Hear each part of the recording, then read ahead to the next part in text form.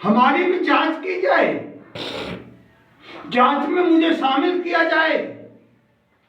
जैसे आज हिंदू मंदिरों को बता रहे हैं, हमारे हर हिंदू मंदिरों के लिए तो बोल रहे हैं, पर किसी के मुंह से एक लफ्ज यह नहीं निकला कि भाई हिंदुस्तान के हिंदू कट्टर भील हैं।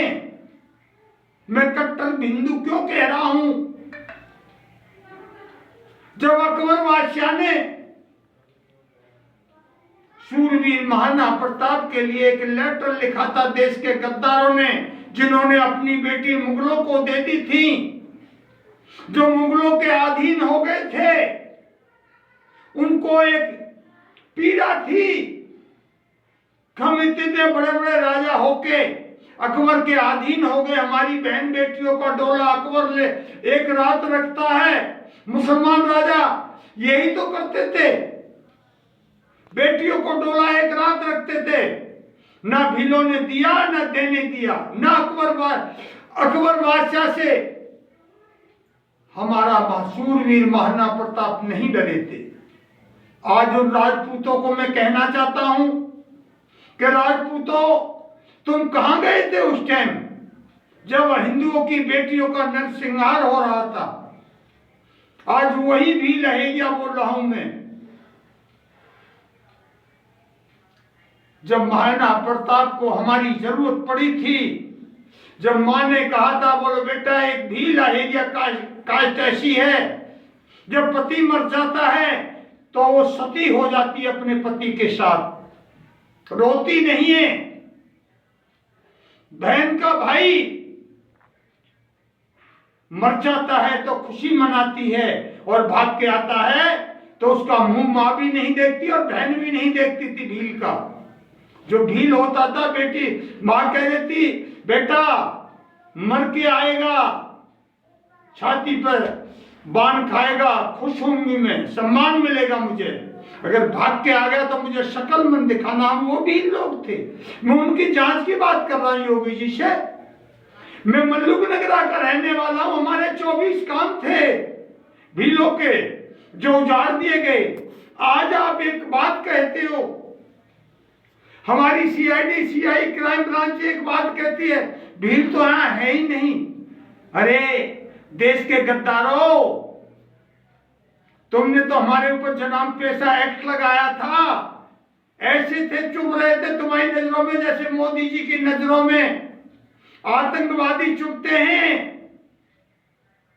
ये देश को गुलाम हमारे देश के गद्दारों ने ही तो किया था। जो कांग्रेस थी उसने काला कानून कांग्रेस ने ही बनाया था।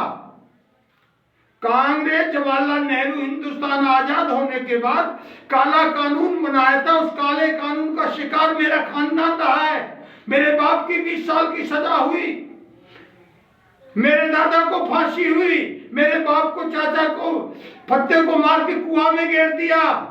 मुझे हरियाणा में ऐसा कौन सी धारा थी तो मेरे ऊपर नहीं लगाई, और आज भी मैं जिंदा हूं। क्यों? उनको पता था ये भील लोग हैं। हम वहां से भी आके हरियाणा में बसे।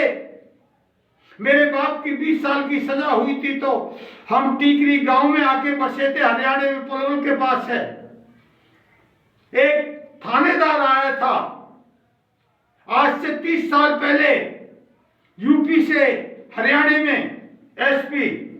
उसने बगीचों से अहेरिया बुला बुला के उनसे मारपीट करी थी और ये कहा था कि तुम क्रिमिनल जाति हो। आज मोदी और योगी की सरकार में मैं ये कहना चाहता हूं कि हमें बसाया जाए। सरदार पटेल जी के सपने थे, हमारे भगवान हैं सरदार पटेल, उनके सपने थे, इनको बसाया जाए और शिक्षा का प्रबंध किया जाए।